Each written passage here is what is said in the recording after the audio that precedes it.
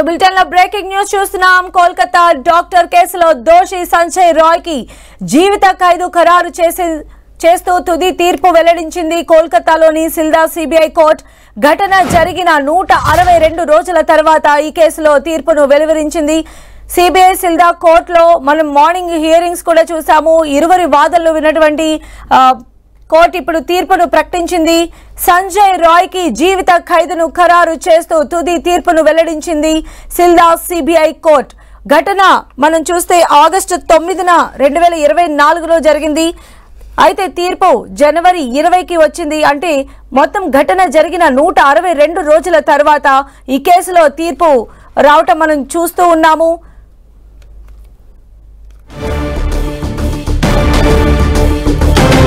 Kolkata doctor కేసులో దోషి సంజయ్ రాయ్ కి జీవిత ఖైదు ఖరారు చేసింది. కోల్కతాలోని సిల్దా సిబిఐ కోర్టు ముందు ఈ రోజు మార్నింగ్ 2 వర్గాలకు సంబంధించినటువంటి వారు తమ వాదనలు వినిపించారు. ఇరు వర్గాల వాదనలు విన్నటువంటి సిబిఐ సిల్దా కోర్టు ఎవరైతే నిందితుడు ఉన్నాడో ఆ నిందితుడు సంజయ్ రాయ్ కి జీవిత ఖైదును ఖరారు చేస్తూ తుది తీర్పును వెలువరించింది. ఘటన జరిగిన 162 రోజుల తర్వాత ఈ కేసులో తీర్పు వెలువడటం మనం చూస్తూ ఉన్నాము. అయితే కోర్టు నుంచి బయటకు వచ్చేటువంటి టైంలో కూడా సంజయ్ రాయ్ చాలా కీలకమైనటువంటి వ్యాఖ్యలు చేశారు. తాను ఏ తప్పు చేయలేదని ఒకవైపు చెప్తూ ఉన్నారు.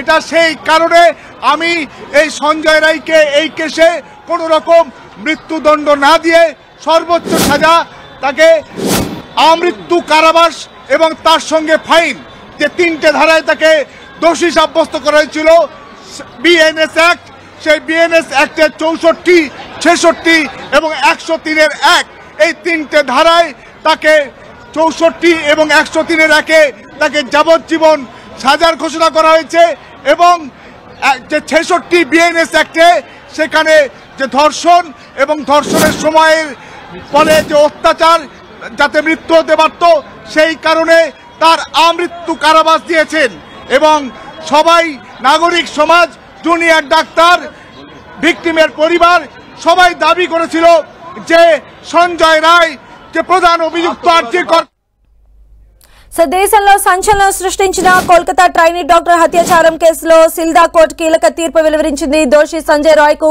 జీవిత ఖైదును విధించింది. మరిన్ని అప్డేట్స్ తెలుసుకుందాం. మా ప్రతినిధి గోపి మనకు అందుబాటులో ఉన్నారు. గోపి, దేశవ్యాప్తంగా సంచలనం సృష్టించిన కోల్కతా ట్రైనీ డాక్టర్ హత్య కేసులో దోషికి జీవిత ఖైదు, ముఖ్యంగా మరణం సంభవించేంత వరకు కూడా జైల్లోనే ఉండే విధంగా జీవిత ఖైదుని సిల్దా సిబిఐ ప్రత్యేక కోర్టు విధించడం జరిగింది.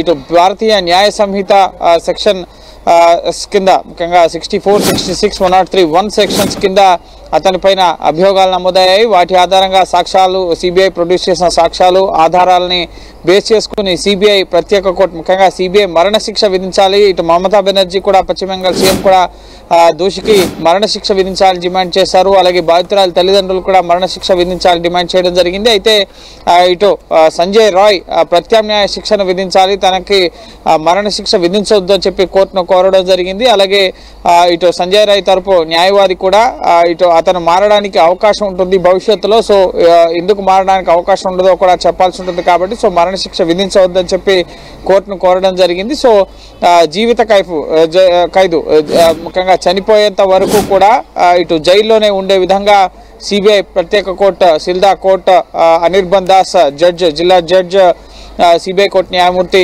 తీర్పుని వెలువరించడం జరిగింది. అలాగే 50,000 రూపాయల జరిమానాను కూడా విధించారు. అలాగే బెంగాల్ ప్రభుత్వానికి కూడా 17 లక్షల రూపాయల పరిహారం బాధితురాలి కుటుంబానికి ఇవ్వాల్సిందిగా ఆదేశించినట్లుగా సమాచారం. పూర్తి స్థాయి ఆర్డర్ కాపీ వచ్చిన తర్వాత ముఖ్యంగా ఇంకా ఏ అంశాలను తీర్పులో పొందుపరిచారనేది మనకి తెలియవస్తుంది.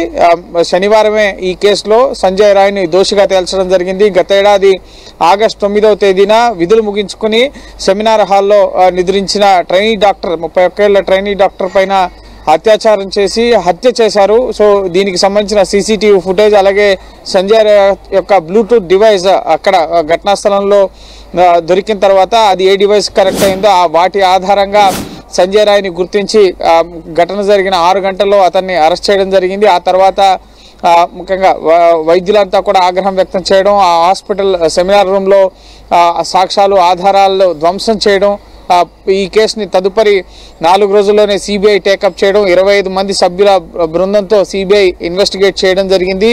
సో దీని వెనక కుట్ర కోణం ఉంది అన్న కోణంలో కూడా దర్యాప్తు జరపాలన్న డిమాండ్ వచ్చినప్పటికీ ఆ కోణంలో కాకుండా ముఖ్యంగా సంజయ్ రాయ్ని మాత్రమే ఇందులో దోషిగా తేలుస్తూ సిబిఐ ఇటు కోర్టుకి సమర్పించిన ఆధారాల ప్రకారం సిబిఐ ప్రత్యేక కోర్టు సంజయ్ రాయ్కి జీవిత ఖైదును విధించడం జరిగింది. మరి ఈ తీర్పును సవాల్ చేస్తూ సంజయ్ రాయ్ ఏమైనా ఉన్నత స్థాయి కోర్టులకు వెళ్తాడా, అలాగే బాధితురాలి కుటుంబ సభ్యులు మరణశిక్ష విధించాలని డిమాండ్ చేయడం జరిగింది. కాబట్టి సో బెంగాల్ ప్రభుత్వం కూడా మరణశిక్ష విధించాలని చెప్పుకోవడం జరిగింది. కాబట్టి సో ఉన్నత స్థాయి హైకోర్టు సుప్రీంకోర్టులో ఏమైనా ఆశ్రయిస్తారా, ఎటువంటి న్యాయ పోరాటం సంజయ్ రాయ్ తరఫున అలాగే బాధితురాలి కుటుంబం తరఫున జరగబోతుందని మనం వేచి చూడాల్సి ఉంటుంది. సో ఓవరాల్గా అయితే మరణశిక్ష కాకుండా జీవిత ఖైదును సంజయ్ రాయ్కి సిబిఐ ప్రత్యేక కోర్టు విధించడం జరిగింది.